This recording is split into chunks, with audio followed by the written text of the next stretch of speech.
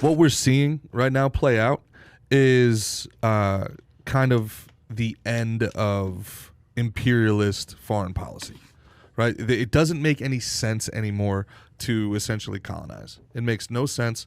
We have ICBM missiles. We have we have submarines. We've got satellites. We have global conflict technology where you don't need these proxy wars to set up pseudo borders and launch points, right? So Afghanistan was never about Afghanistan. Afghanistan was about a launch point to get into the East if there was ever a conflict, to get into Russia, to get into Pakistan, and then into North Korea and China, right? This actually goes back to Bush. Pre 9/11, he ran on this thing called the Roadmap to Peace. One of the things, with our propaganda system that goes back to the Bush, Cheney, Rumsfeld days, he was going to go into Iraq no matter what. He was going to finish the job that his dad didn't finish for this roadmap to peace. This is how he was going to solve the Israel. You're saying Bush Jr. Yes. Mm-hmm. And then when 9/11 happened and everybody knew it was coming from Afghanistan, really Saudi Arabia too, but we never did anything with Saudi Arabia, and Iran, never did anything with Iran. We went into Iraq and we had weapons of mass destruction and all that stuff, but it ended up being part of this whole original plan of the quote-unquote roadmap to peace, where they were going to basically essentially try to colonize a strip from the Mediterranean Sea all the way through Afghanistan, and that would be the basis of operations for them to invade anywhere in the world, right? But what we've seen is democracies can't win long term. I don't think so. I think Stalin was right. I don't think we have the stomach for blood, for war. We shouldn't have been there in the very first place. Everybody knew we shouldn't have been there in the first place. All right? And well, we needed to find a sure, Bin Laden. But he was in Pakistan. Right, correct. So we spent 20 years and trillions of dollars in Afghanistan, right? And look, man, the thing, I feel our foreign policy doesn't work because we can't, Xi Jinping is going to be in power until we die. We're going to have a new regime every 8 years, every 4 years.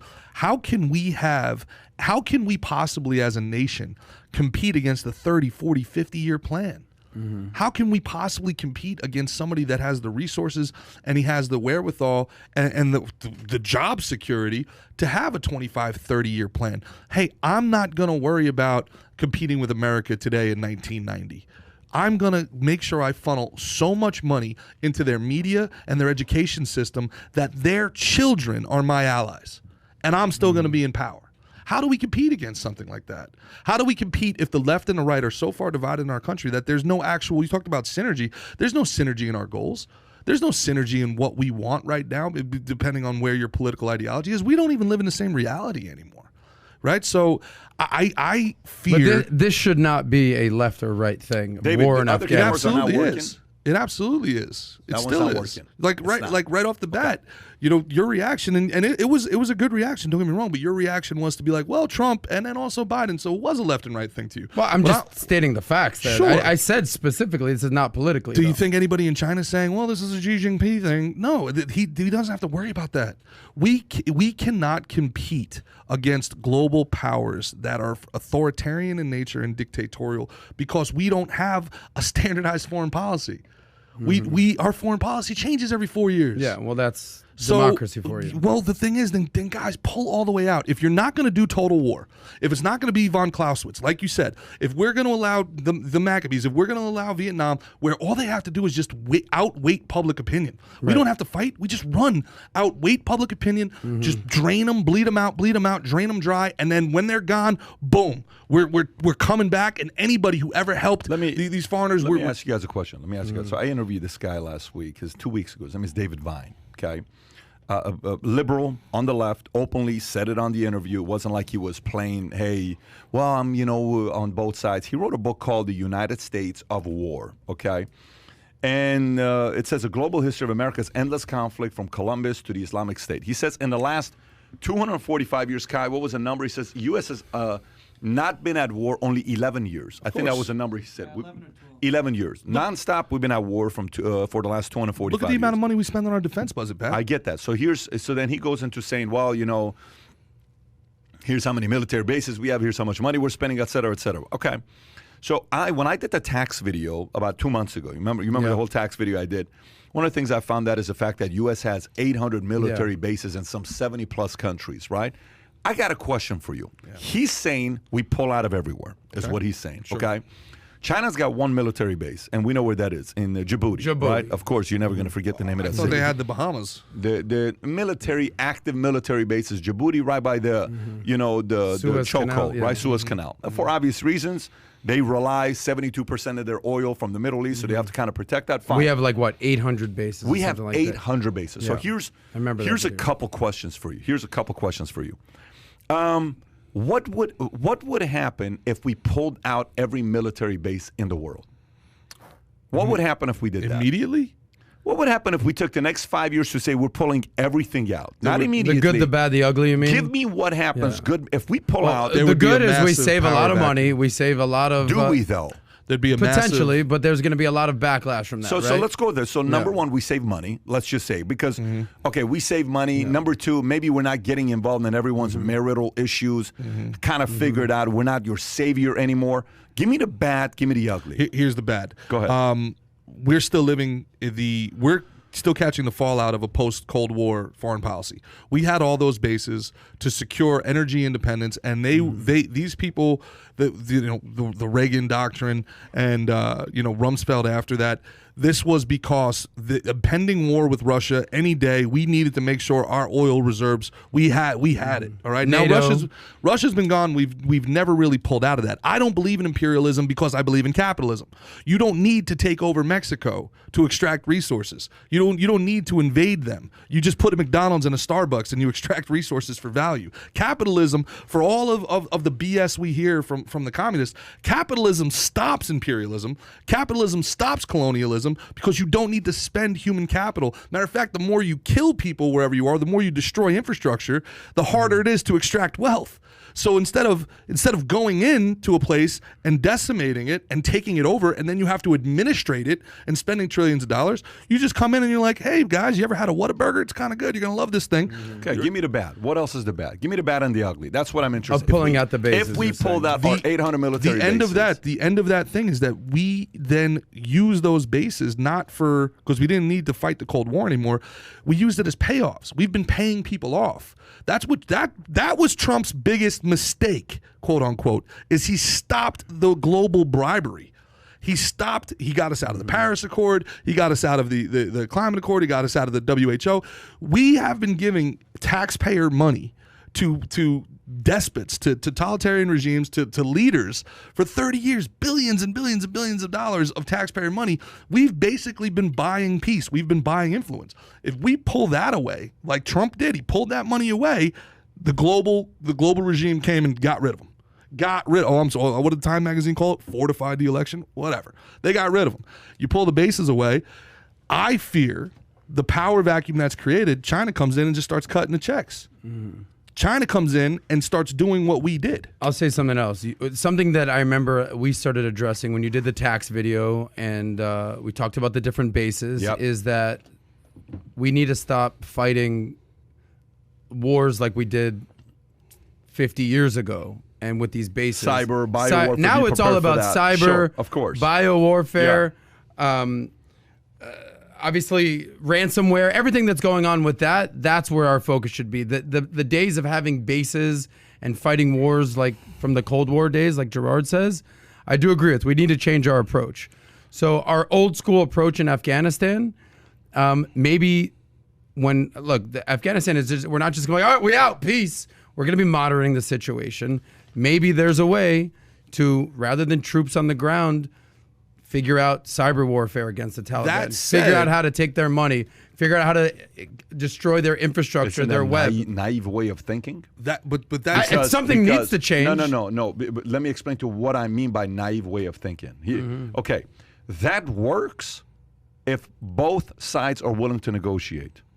You think you're dealing with reasonable people on the Taliban side? 0%. So what makes you think they're willing to work with you? So here's the whole thing they're saying. They're interviewing, they're saying, oh, we understand, the last time we did, it didn't work. We need to work with women, and women need to be able to go to school. Not happening. And the girl says, so can they dress like me? No, they can't do like you. They have to cover their face. Why? Yeah. It's Islamic. But nowhere in the Bible, nowhere in the Quran says that, no, it's you have to.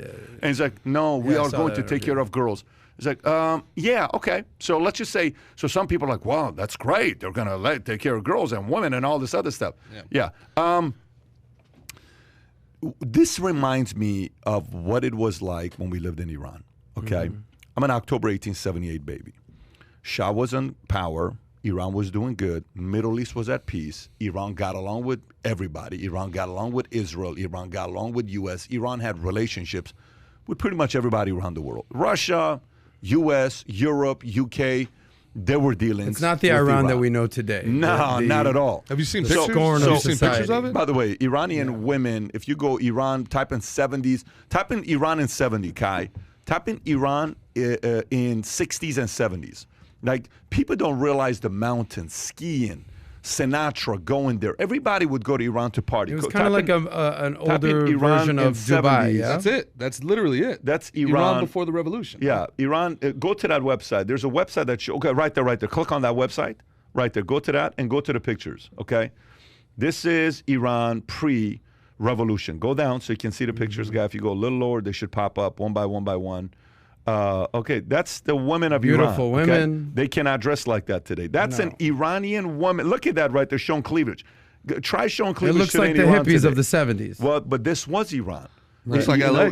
Women had power. Women had. That's a Farrokhzadeh right there. That's a very legendary guy right there. So, by the way, close your eyes at him. That's Iran. we're Dylan talking would be about, doing Dylan this would be thing. fired up about all these pictures right now.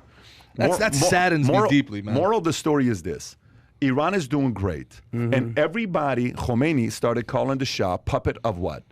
America. Puppet of America. And look, oh my gosh, what a great... That's Iran, by the way, skiing. Okay, Iran's mountain skiing is one of the best in the world, by the way. So people used to go there for vacation, right? And then fast forward to today. What's going on with Iran?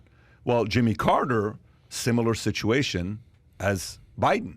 Well, let's not get involved. Kissinger, we're going to help you. Shah, don't worry about it. We're going to help you. Hey, I kind of need help. It's getting pretty crazy. 9 million people revolted. We're sorry. We can't help you. How the hell do you go up against 9 million people? You can't. The same scene you saw with helicopters and planes landing, type in Khomeini, Iran airport, revolution. Type in Khomeini, Khomeini,